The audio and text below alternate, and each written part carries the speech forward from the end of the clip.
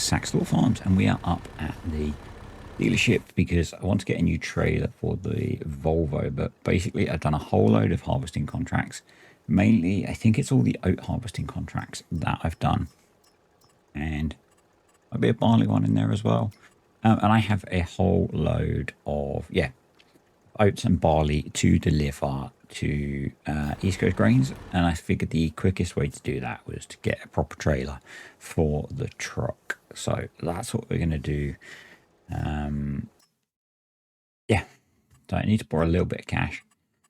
I think, yep, just a tiny bit, just not quite enough. But obviously, the loans will very quickly be loans.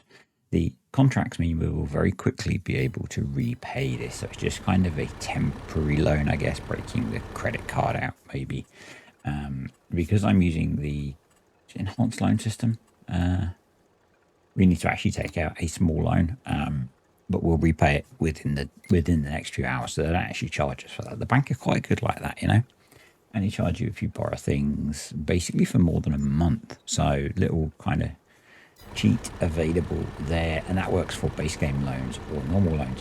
I am so close to the back of the truck because I was trying to get a picture of the number plate so that I could put the right one on the trailer. Yes, I was being that person who uses their mobile phone to take a picture of a computer screen, but at least I didn't post it on Facebook. So yeah, so we're going to get this lizard one.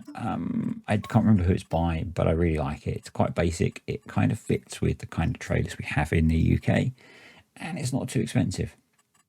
And 48,000 litres is a decent amount to move. So slightly longer term, and by that I don't mean massively far away, maybe next month. It depends if we get to the oaks to be doing harvesting contracts, basically. I've added in a few auger wagons, and there's a really nice little auger wagon that I want to pick up. The theory being that I can run the combine with either the truck and the grain trailer, or one of the Deutz and one of the other grain trailers and the auger wagon, and just keep things moving like that. So because the oaks is a big map, so delivering grain is going to be quite time consuming. I don't have a silo on there, so yeah,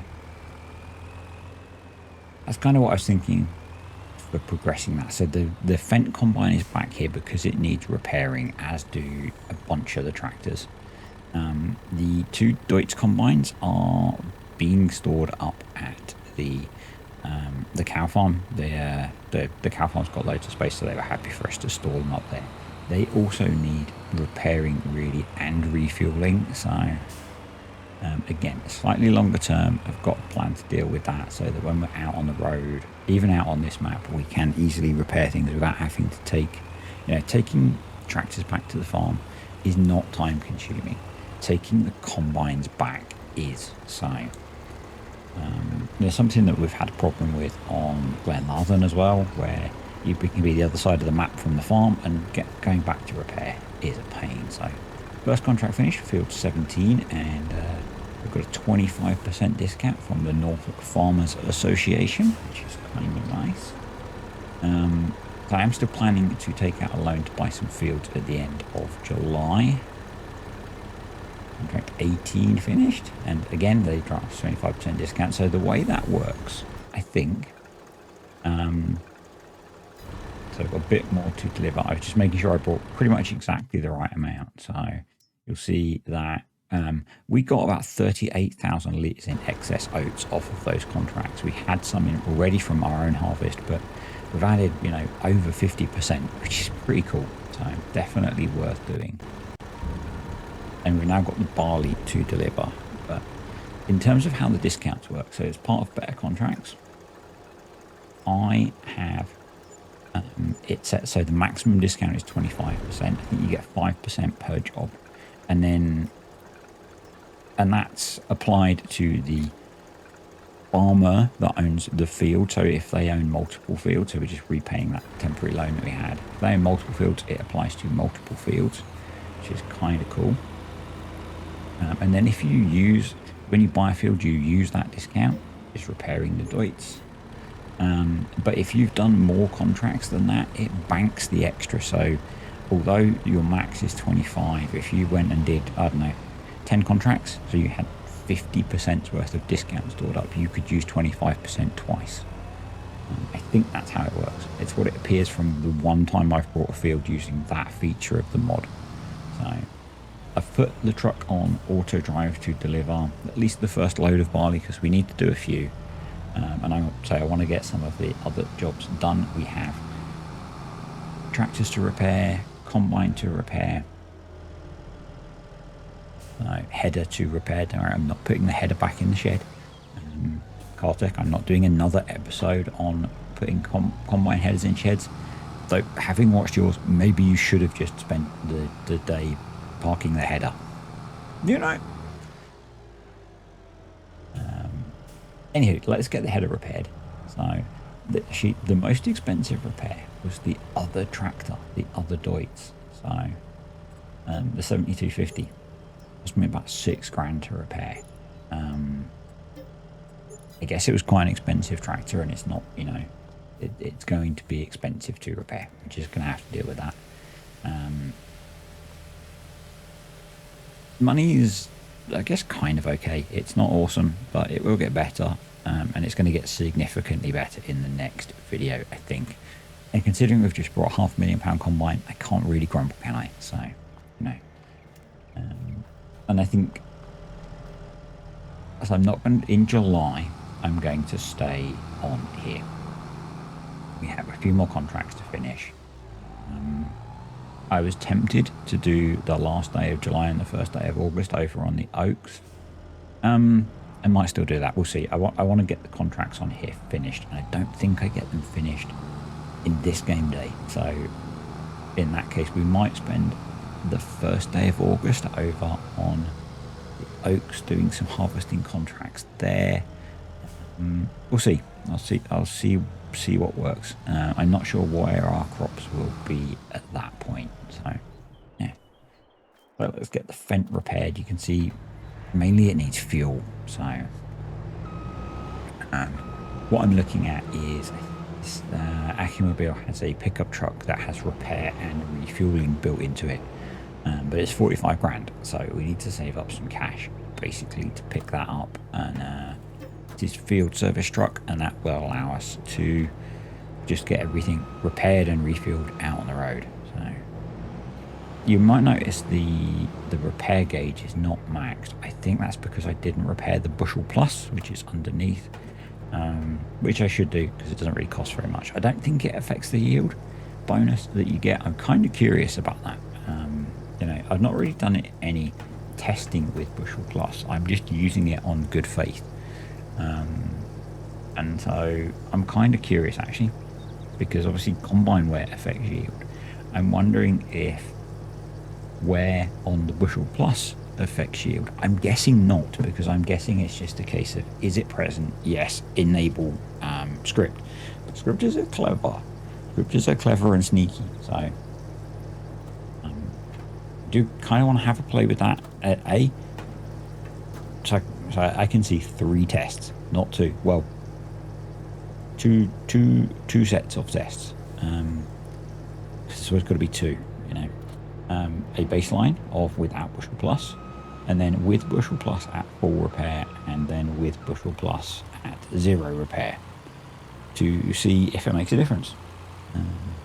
This is the last of the barley, and then we're going to make a bit of an addition to the farm. So some of you may be aware that Mr. Cartech has his grain dryer passed testing, I don't remember when, late last week, and was released, I think it was released on Thursday last week, and I've had it in this save since I started playing it. So I think it's time we actually used it, and we have, to complete that contract, we have quite a bit of barley and oats, so it seems to make sense that we would dry them and sell them as dry crop, even though they were harvested in pretty good weather. Let's ignore that. So I've added a wood chip buy point up here. That was actually the 82 Squared Studios multi-fruit buying station, and I've edited it so it just does wood chips and it charges you the proper price. So We're going to borrow 45 grand over 3 years to put in the grain dryer. I know I'm borrowing a lot of money at the moment. That's why I'm not borrowing money to buy the pickup that I want. And rather than put sheeps in this bit of land, which is what I spoke about doing, because it's actually a decent sized bit of land and it would have made a nice little sheep pasture, we're going to put the grain dryer in. So we'll have to find somewhere else to put sheeps when we get them. I'm not going to tell you how many attempts it took me to get this placed. You can guess down below if you want. But yeah, I'm not going to say. But I think this is a nice spot to put the grain dryer. It's a little way from the yard, but there isn't a lot of space in the yard for a building that big without us deleting stuff. So that's what I'm going to go for. We need to do a little bit more painting to link up to the road. I'm not the best at doing landscaping, which is why I'm not telling you how many attempts this took. Basic tip when you're doing something like this, save the game before you start and turn off autosave. Because if you've got autosave on and you spend a while doing this and screw up and want to back out and come back out and autosave kicks in, you're into your save game backups. So, which is not a problem, but it's just easier. So yeah, I always turn off autosave when I'm doing this kind of thing as well. Then we're just going to level it to the road level. And most of it's pretty close anyway. So we're pulling some of the terrain up a bit. But yeah. We could maybe have done with a slightly bigger area. And I could make the area bigger, so it's not a problem. But I think with doing so many contracts, it makes sense to be able to maximize the income off of. I mean, we only grow oats. Maybe we need to alter our crop rotation. I mean, if we buy 2 new fields, we'll be adding more crops into the crop rotation. Maybe we add wheat or barley into the crop rotation to maximize the use off of this. And I'm trying to get every barley and wheat contract, I think, that are left on the map, so that, as I say, we can just maximize the return on this and pay for it pretty quick. The other nice thing, if you watched my little mod review of this, there's a spike in value in July and August. So if we can get our oats and barley dried, not that they're particularly wet, but I say we'll ignore that. Placement looks okay. I was pretty happy with this. Then if we can get them dry, we can get them sold, get the money back in, repay the loan that we took out to pay for the grain dryer, and maybe have to borrow a little bit less for the fields that we want. So, yeah, we should make a decent little amount of cash. And, considering that however many thousand litres of barley we got is all excess from contracts. And that's only from a contract, maybe 2 contracts. Pretty nuts that we're going to make quite a bit of money off of that. So, yeah. I think this is a nice mod that it's kind of silly not to make use of. So, yeah. Okay. Grain drying is obviously quite a big thing in the UK. I think it happens quite a lot, mainly because we have to harvest when it's not ideal conditions. So, yeah, so 100,000 litres of oats, 20,000 litres of barley, and they sell for around £1,500 per 1,000 litres. So it's a decent amount of cash there. We'll get the barley in and going, and then I'll get all the wheat brought across. In fact, I think I'll bring it across and then get it going, because it runs pretty quick. So, I did find, and I'm guessing I don't think it's anything to do with the mod, because I didn't have this problem before, but I seem to have some sort of collision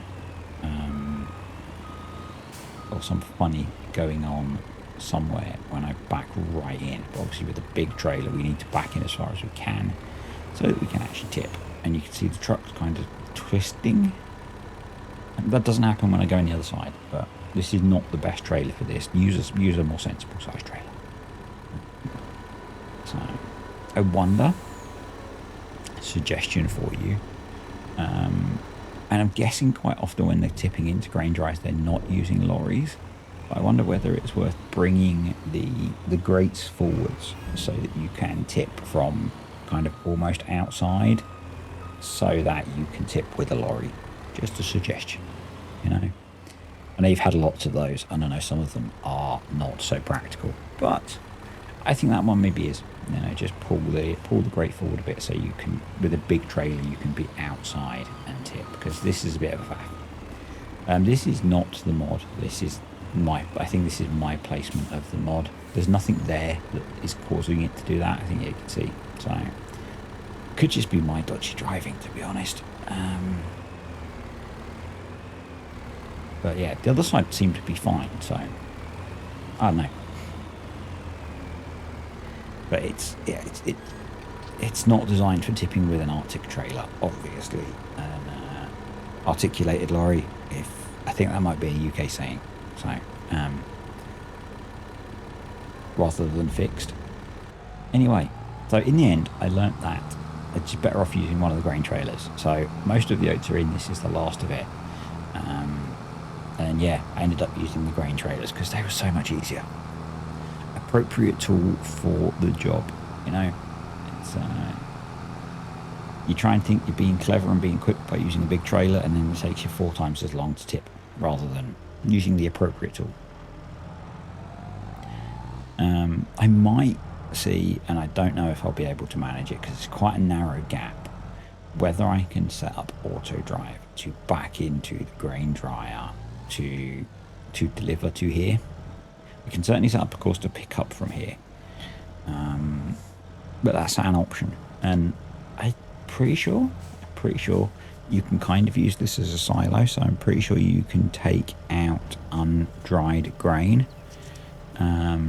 So, you know, I could tip into here as an intermediate before going to delivering contracts, and that way it's already in the dryer, so I can make use of the dry grain.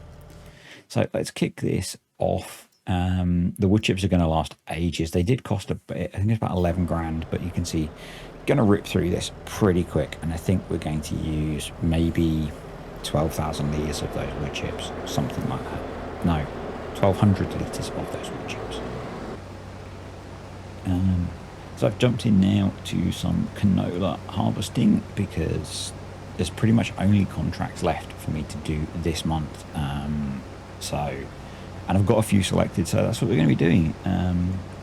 Nice big-ish field, and a lot of the contracts I've been doing making use of Courseplay and Auto Drive, but I thought I would jump in the combine and drive it myself because, you know, it's playing farm sim, isn't it? So I've got the 2 7 Series on parting duty on Auto Drive. So they pretty much managed to keep up, and then he got stuck once, and that was through bad management by me. So the mistake that I made, and I don't think I show it because it just kind of happened naturally, is that I let both carters work at the same time. So both trailers ended up pretty full at the same point. Cartech, this is how you do the cut-in thing. I know you did the inner headland first, but this is how you cut in. You leave yourself room, you know. You back up, you cut in, and then you can back up again. And Auto Drive can come and unload for you. I'm going to fire shots back. If you haven't watched it, go check out his latest Oaks video. I think it's his latest one. So that will make much more sense. Yeah, the mistake that I made is, so once I got to the other end of the field, this tractor waited here, which is a bit of a faff. I'm not going to claim to be awesome because this next bit looks a bit rubbish, but I should have probably backed up even further. So I should have probably cut in earlier, given myself more room, and backed up a lot further. So I'm learning too. Yeah, but this tractor stayed this end of the field, and then when I got to the other end, I needed to unload. The other tractor came over, and I ended up with one full and one like half full, and that meant that very quickly I had both tractors off carting. Now I should have jumped in and backed the Deutz up, but I wanted to see if I could do it without doing that. So yeah, my smugness now goes away. It's okay. It's okay. The head is pretty strong. Yeah. So what I should have done, and what I did in future then, is I made sure I filled one tractor before putting any grain in the other one. And that meant I sometimes had to manipulate things a little bit as to when I called tractors or not. But actually, once I got it done once, it tended to happen naturally because the full tractor would run off down to the farm. I've been tipping this in the farm again. And while it was doing that, I would fill the other tractor up. And so once the first tractor got back to the weight point, the other tractor was in the field and closest anyway, so it would cart for me. The only problem came when they were exiting the field, because they would both be trying to get to the same point. And what I did there is I would call in the waiting tractor, however much grain I had in the combine. I think if I changed the field exit strategy, that would probably go away, because I could set it to exit the field by the nearest point, and that would probably go away. But that's a function of, I'm still using my auto drive network on here. I've not moved on to auto drive guy's network, and so I don't have all of the field exits mapped. But anyway, we are done. I've rambled away and lost track of time. Thanks for watching, folks. I hope you have enjoyed the video. Thank you to the patrons and the YouTube channel members. Appreciate you guys supporting the channel. Any comments, questions or suggestions, stick them below, and I will see you next time.